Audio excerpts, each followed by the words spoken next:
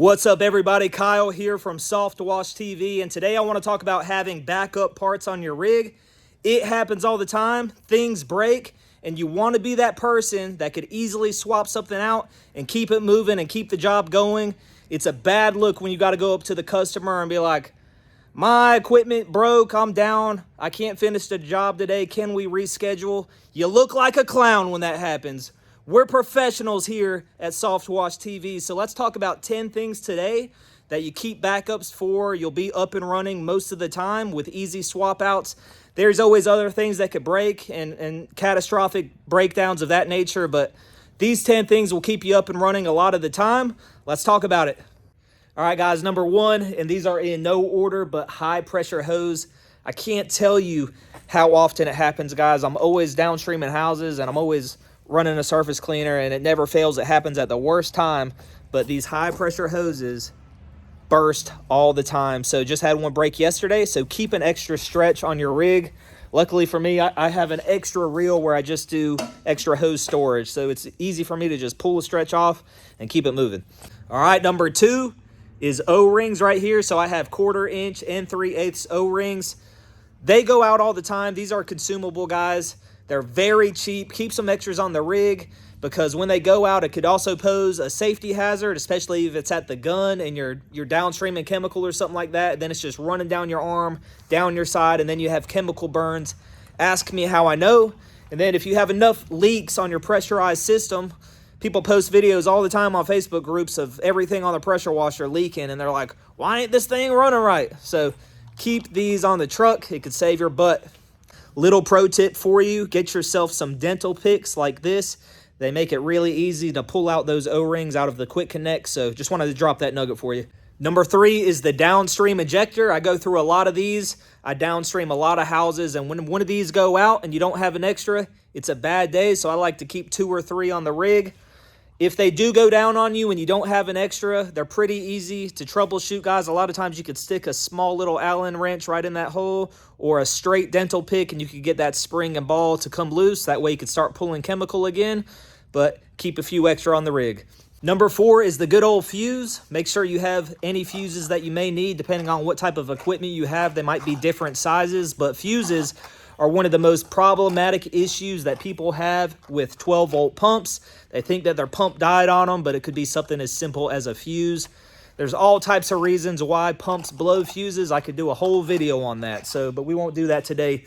Let me also walk you over here to a machine, and I'll show you another problematic fuse issue I'll give you some pro tips for. So on these GX630 and the GX690 machines, they're notorious for blowing this little micro fuse. It's located behind the ignition housing. So if you ever come out to your machine or you're on the job site and out of nowhere you turn the key and it just does nothing, don't just assume it's the battery. Check the voltage on the battery. If you do have good voltage on your battery, disconnect it for safety reasons. Open up this housing, the housing that's behind the ignition. Get this little fuse. A lot of times you'll see that it's blown or it's heavily corroded. So swap it out, and I guarantee it will start right up. Even if you pull it out and it doesn't look blown, it might still be corroded. If you have a multimeter, ohm it out and measure across tang to tang. You should show probably around 1 ohm. If it shows that it's wide open, tang to tang, then you know it's a bad fuse. So another thing, if you do pull this out because it was corroded, make sure you spray some contact cleaner into where you insert this fuse, and then get yourself some dielectric grease and insert a new fuse, and you'll be good to go. And I guarantee that thing won't go out again for a long time.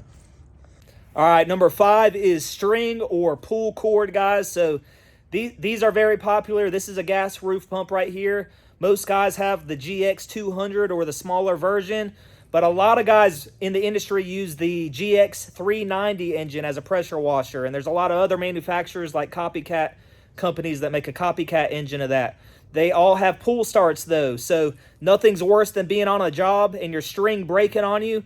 If you don't know how to fix it or you're not prepared and have backup string, you're going to be SOL. So I really recommend getting some extra string. That way you could take this housing off right here of this flywheel and retie some string on there, or you could even buy an assembly that has the pull cord on it. That way you just remove a couple bolts. But either way, Be prepared. It's going to save your butt so you don't look dumb in front of your customer. Number 6 is pressure washing tips. If you show up to the job and you do not have the right pressure washing tip for the job, that's definitely going to stop you in your tracks. So make sure you have backups. I have several of these J-rods on my truck that I use for my pressure washers because I've learned from experience it's real easy to leave one of these at somebody's house, especially if it's summertime and you're rushing. You got 3 to 5 houses a day. You're going to forget equipment sometimes. Since that happened to me, I implemented a new SOP where whenever I get equipment off the truck at a homeowner's house or at a commercial property, I annotate it on a piece of paper. I have a form for the truck, and then before I leave and start the truck up and take off, I make sure I've accounted for everything. So maybe you could implement that. Food for thought, but make sure you have backup tips on your truck. All right, ladies and gentlemen, number 7 applies to people with belt-driven pressure washers.